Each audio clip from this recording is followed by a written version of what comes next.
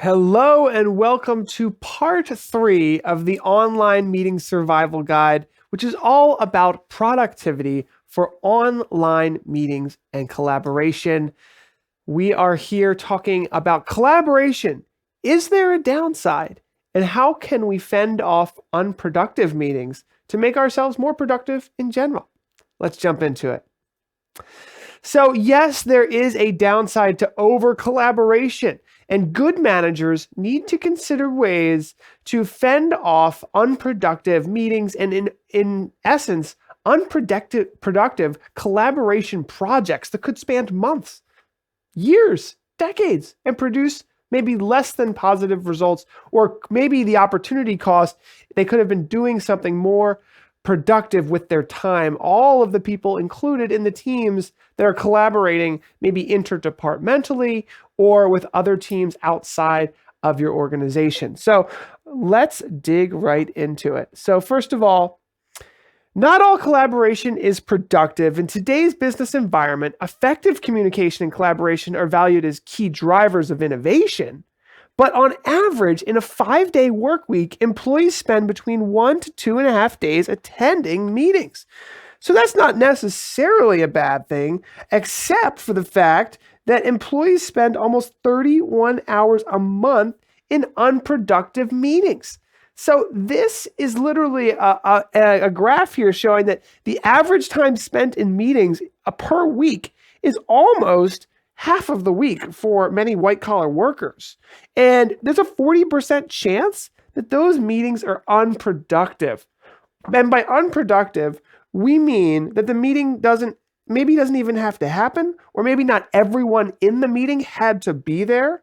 It just means that most attendees probably could have been doing something more productive with their time. It wasn't totally unproductive, but we could have done something more productive, and maybe there was 1 or 2 people in that meeting that didn't have to be focusing on that conversation. They could have maybe been doing their normal work. So even well-intentioned employees that could be seeking value through the collaboration on projects could turn out to be unproductive and waste valuable time. So what we're going to look at today is a recent study and some ideas about collaboration in general. So HubSpot is a great company, a marketing company. They talked about how many employees waste almost 31 hours per month in unproductive meetings. And it's worth noting that this just means that they could have been doing something better. So, 40% of meetings, if that's true, it's not true for every company, but in general, 40% of meetings can be unproductive. So how do we prevent employees from becoming unproductive? What we can do is we can try to fend off unproductive meetings and try to establish only, and we're going to talk about this more in upcoming chapters, but only the most necessary collaboration channels and keep people out of unproductive meetings. And there's some tools and strategies that we can use to help avoid these traps. We can build common ground and reap big results with collaboration.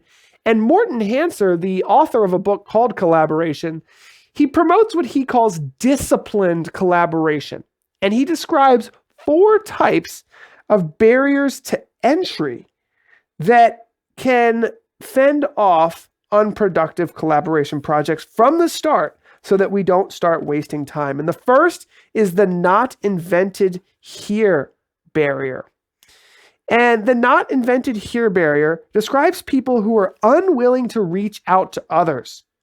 This makes it really difficult because you're trying to put together people for a collaboration project, and they're unwilling to make the extra step. And so you have to, as a manager, figure out, are the people that I'm putting together to collaborate, are they willing to reach out and go the extra mile to make collaboration happen?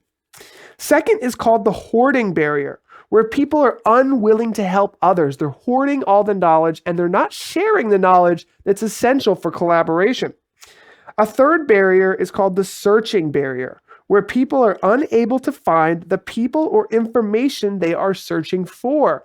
So you might be thinking about putting people together that maybe don't have the tools that they need to finish or complete a collaboration project, and they might just be floundering in the collaboration and maybe just kind of coming up with, hey, we can't do this unless we have this. And as a manager, you have to be able to figure out, do they have the tools that they need? Are we going to be able to give them the tools that they need to have successful collaboration? And then finally is called the transfer barrier, where people are unwilling to work with people that they do not know.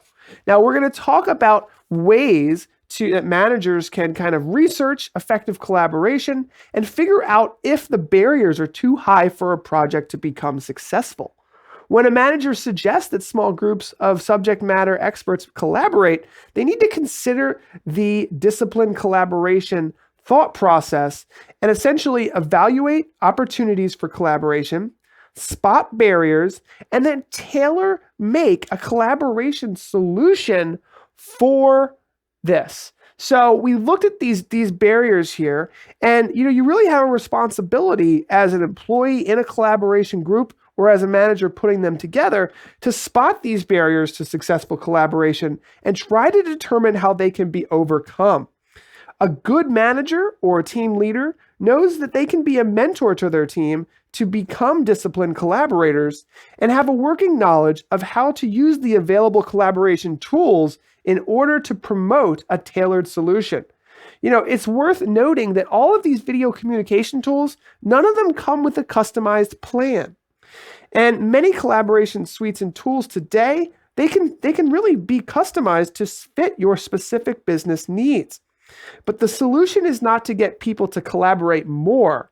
It's to get the right people to collaborate on the right projects. This is a specific requirement that management needs to focus on to progress the specific group and overall company goals that you have. So we're going to evaluate these opportunities for collaboration because there might be some great opportunities. There usually are. Spot the barriers to collaboration and then tailor make a solution, whether it's bringing people together, having all hands meetings, making the vision clear. There's so many options for that. So good managers can help their teams identify these opportunities, spot those barriers, and help them be overcome. Now, many businesses can also benefit from collaboration with external partners. Now, when you do this, you're kind of, looking for a business-to-business partnership. And it's important to start cultivating personal relationships with contacts inside a prospective business that you wish to work with. Now, this is important for any collaboration project, is the personal sharing. Getting to know each other and building trust is really a foundational level to having productive collaboration meetings. Now, when you choose potential company partners to work with, research the company's core values and make sure they align with your firm's value and mission. Make sure that you look for ways that you can help one another mutually. It has to be a win-win. Now, it is true that over-collaboration can happen. This reminds me of maybe having a salesperson taking all of their best clients out for dinner all the time. Is it really necessary? But even more than that, at a foundational principle level, over-collaboration is when teams underestimate the opportunity cost of collaboration. Are all these meetings necessary? Is each person in the meeting necessarily needed? Managers need to watch out for the perils of over-collaboration where teams underestimate this opportunity cost. Now, after all, online collaboration is a means to an end, and that end is increasing productivity. So we need to promote disciplined collaboration so that we can help leaders determine which projects need collaboration and are effective for their organization. This strategy will help you understand and identify potential barriers and hopefully overcome them so that you can use online collaborations in effective ways. I've definitely been in unproductive meetings. I'm sure you have as well. Thinking about this and reading the book, of course, that goes into more detail is really going to help you fend off collaboration projects that were destined to be kind of a waste of time from the start. Even mediocre collaboration projects should be ranked in importance. And then you have to also think about how much collaboration can a single individual really do and manage in a 40-hour work week. So we're going to look at that in upcoming chapter. Let's keep going, guys. Thank you for watching this video. Don't forget to get the book and read this chapter. We have a lot more coming, so let's move on.